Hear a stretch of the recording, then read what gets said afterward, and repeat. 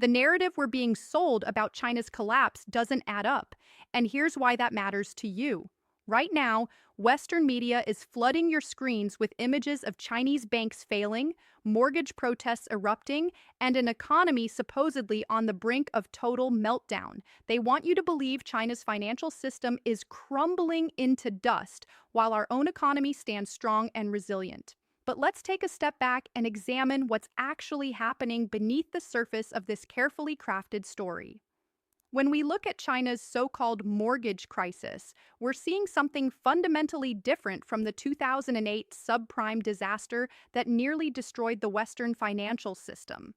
Chinese homebuyers are protesting because developers halted construction, not because of predatory lending schemes that packaged toxic debt and sold it worldwide. The Chinese government, unlike Western central banks during our crisis, is actually intervening to protect homeowners and punish corrupt developers. Yet somehow, this response is being portrayed as economic chaos rather than accountability. Meanwhile, China continues expanding its Belt and Road infrastructure, signing energy deals in currencies bypassing the dollar, and strengthening trade partnerships across the global south. So we need to ask ourselves, whose financial crisis are we really witnessing? Let's dig deeper into what's really going on here, because the more you examine the evidence, the more you realize we're being presented with a carefully constructed narrative that serves very specific interests. And those interests have nothing to do with giving you the truth about China's economic situation and everything to do with maintaining a particular worldview about American economic supremacy and the inevitability of China's failure. When you hear about China's mortgage crisis, the first thing you need to understand is the fundamental structure of how housing works in China versus how it works in the United States. In China, approximately 90% of families own their homes. Let that sink in for a moment. 90%. In the United States, that figure hovers around 65%, and that's after decades of promoting homeownership as the American dream.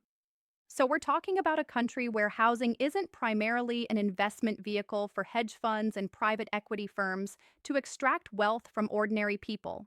It's actually serving its basic function, which is providing shelter for families. Now, does that mean everything is perfect in China's housing market? Absolutely not. But it does mean we need to recalibrate our understanding of what a crisis actually looks like in this context. The protests you're seeing aren't happening because millions of Chinese families are being foreclosed upon and thrown into the streets. They're happening because some developers overextended themselves, took deposits for apartments, and then couldn't complete construction when the government tightened borrowing regulations. These homebuyers are rightfully angry because they paid for something they didn't receive. But here's what's crucial to understand about how the Chinese government is responding. They're not bailing out the developers who made reckless decisions. They're not socializing the losses while privatizing the profits, which is exactly what we did in 2008 when we rescued the very banks that created the subprime mortgage disaster. Instead, Chinese authorities are forcing developers to complete projects, holding executives personally accountable, and in some cases, literally jailing people who defrauded homebuyers. Can you imagine if the United States had responded to the 2008 crisis by jailing the executives at Lehman Brothers, Bear Stearns, and Countrywide Financial instead of giving them golden parachutes? This gets to the heart of why the Western media narrative about China's financial system is so misleading. We're projecting our own financial structures and vulnerabilities onto a completely different system. In the Western model, particularly the American model, debt is securitized, packaged, sold, and resold until nobody actually knows who owns what or where the real risks are concentrated. Remember those CDOs and synthetic CDOs that nearly brought down the global economy? Those were essentially bets on bets on bets, all built on a foundation of subprime mortgages that everyone knew were garbage. The entire system was designed to obscure risk and spread it throughout the global financial network so that when it all came crashing down, the damage would be catastrophic and systemic.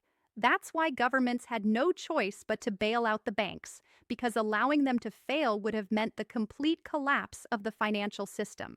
China's system operates differently. Yes, there's debt, and yes, some of it is concerning in terms of scale.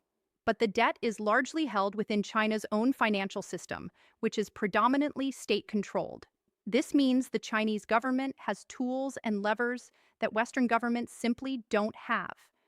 They can direct banks to restructure loans, they can force developers to complete projects, they can inject liquidity where it's needed without having to negotiate with private shareholders whose only concern is quarterly profits. Is this a perfect system? No. Does it have its own risks and problems? Absolutely. But it's fundamentally different from the fragile, interconnected, and deliberately opaque system that characterizes Western finance. Now let's talk about these bank failures that are supposedly signaling China's imminent economic collapse. When you actually look at the details, what you find are small regional banks that engaged in fraudulent practices being shut down by regulators. Again, this is the system working, not failing.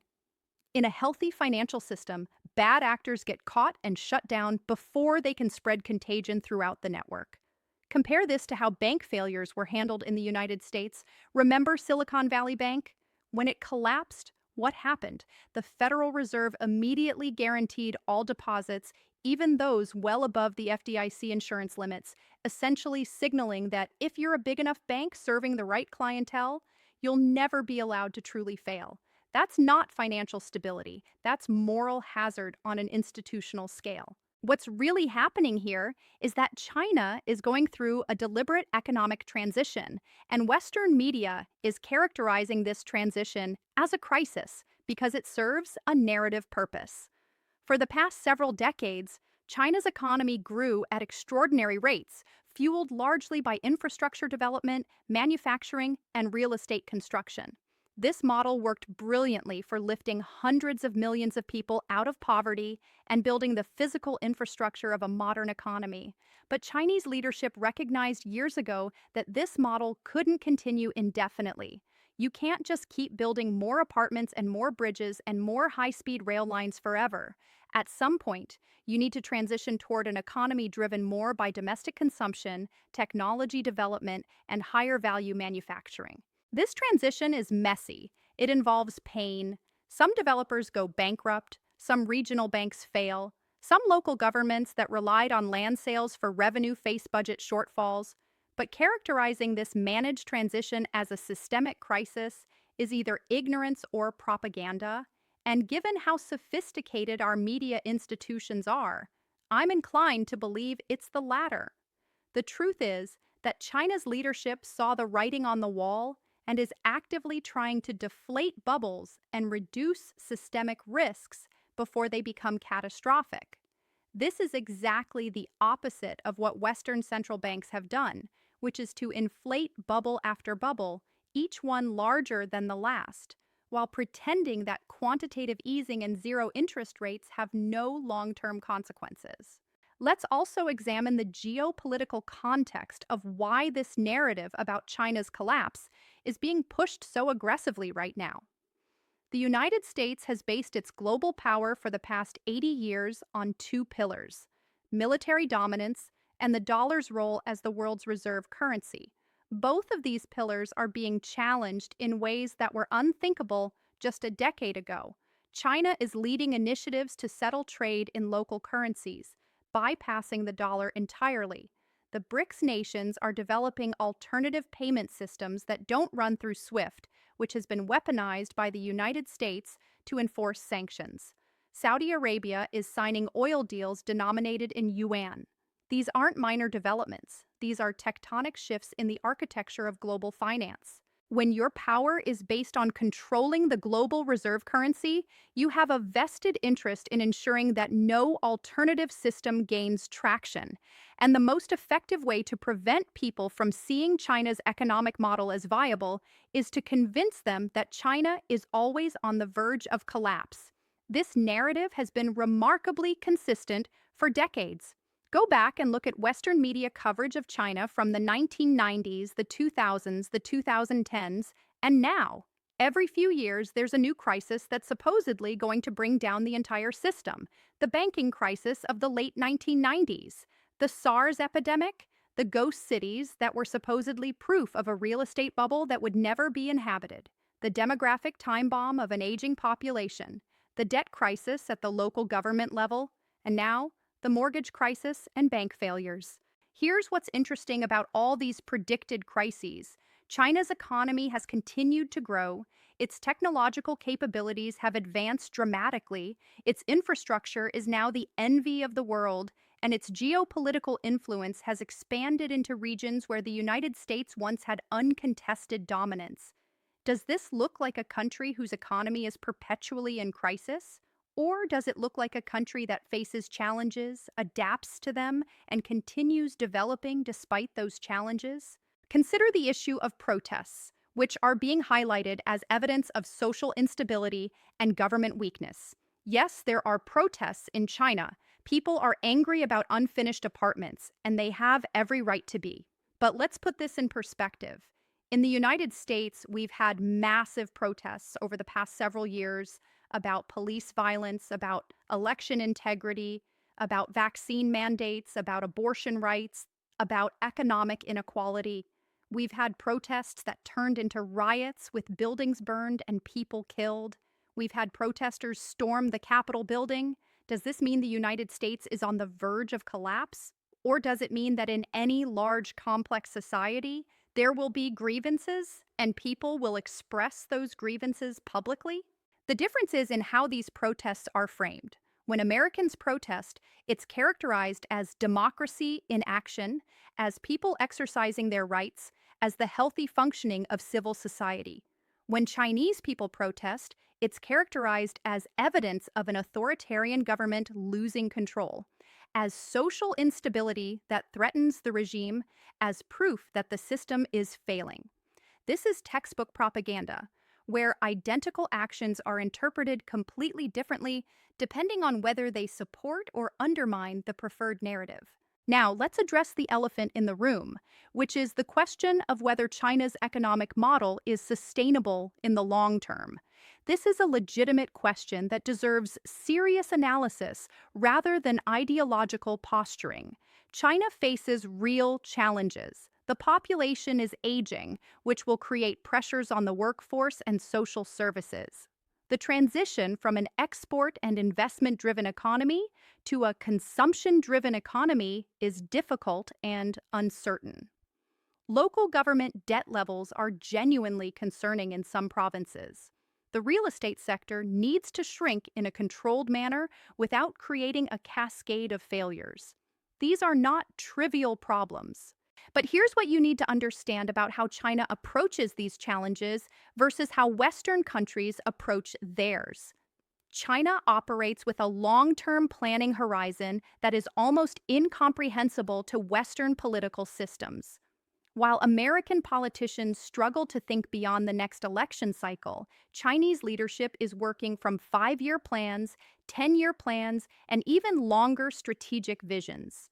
This allows for the kind of patient, systematic approach to problem solving that simply isn't possible in a system where everything is subordinated to short-term political wins and quarterly profit reports. Take the demographic challenge. Yes, China's population is aging, but China has been preparing for this for years by investing heavily in automation and robotics, by improving productivity through technology, by gradually raising the retirement age, and by developing policies to encourage higher birth rates.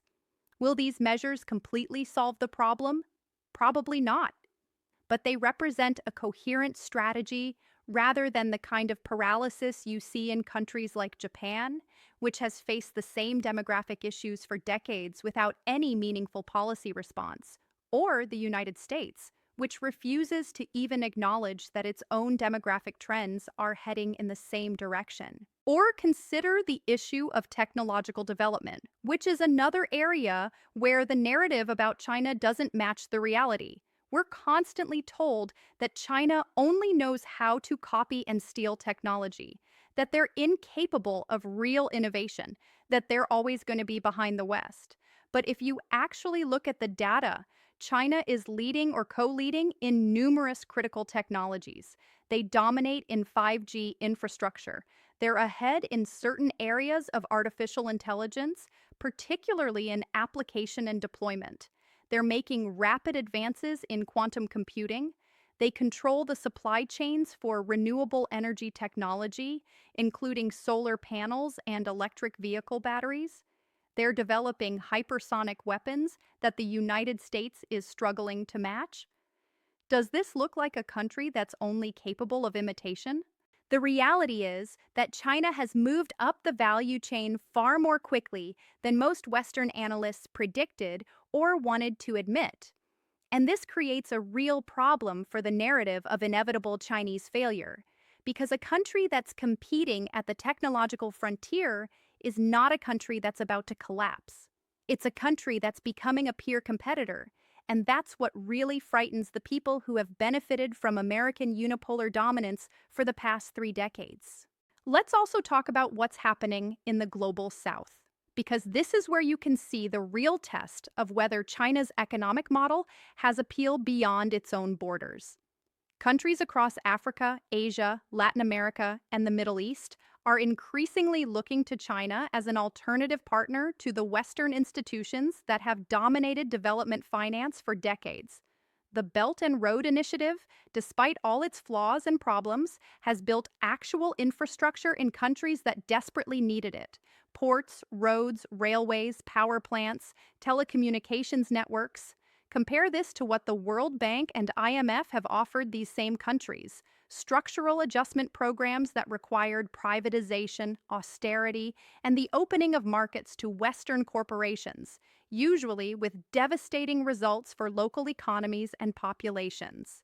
Now, you can certainly criticize aspects of China's approach. Some of these infrastructure projects have created debt problems for recipient countries. Some haven't been economically viable. Some have been criticized for environmental damage or for bringing in Chinese workers rather than employing locals. These are legitimate concerns. But here's the question that people in these countries are asking themselves: would we rather have a port that comes with some debt attached, or no port at all? Would we rather have a railway that maybe wasn't built perfectly, or continue relying on colonial-era infrastructure that hasn't been updated in 50 years? When you frame the question that way, it becomes clear why so many countries are choosing to work with China, despite Western warnings about debt traps and neocolonialism. This brings us back to the fundamental question of what's really happening with China's economy and why we're being presented with such a distorted picture of it. The truth is that China is navigating a complex transition from one economic model to another, facing genuine challenges along the way, but doing so with more strategic coherence and state capacity than most Western countries could muster. The mortgage protests, the bank failures, the local government debt issues, all of these are real, but they're being amplified and decontextualized to serve a narrative that says China is failing and the Western model is superior. Ask yourself why you're hearing so much about China's problems right now, while hearing so little about the fact that the United States just had 3 major bank failures in rapid succession, that commercial real estate in American cities is facing catastrophic vacancy rates, that credit card debt and auto loan delinquencies are spiking, that the federal government is running trillion-dollar deficits during what's supposed to be an economic expansion. These things don't fit the narrative, so they're minimized or ignored entirely. Meanwhile, every problem in China is magnified and presented as evidence of systemic failure. The question you have to ask yourself is whether you're getting an accurate picture of what's happening in the world, or whether you're getting a carefully curated narrative designed to make you feel comfortable about the sustainability of our own system while dismissing alternatives as unviable. Because if you're being told that China is always collapsing, that Russia is a gas station masquerading as a country, that any nation that challenges American dominance is doomed to fail, you might want to consider who benefits from you believing these things and whether the evidence actually supports these conclusions. The world is changing rapidly, power is shifting, and the economic models that worked for the past several decades are being challenged by new approaches. Understanding what's really happening requires looking beyond the headlines and asking deeper questions about whose interests are served by the stories we're being told.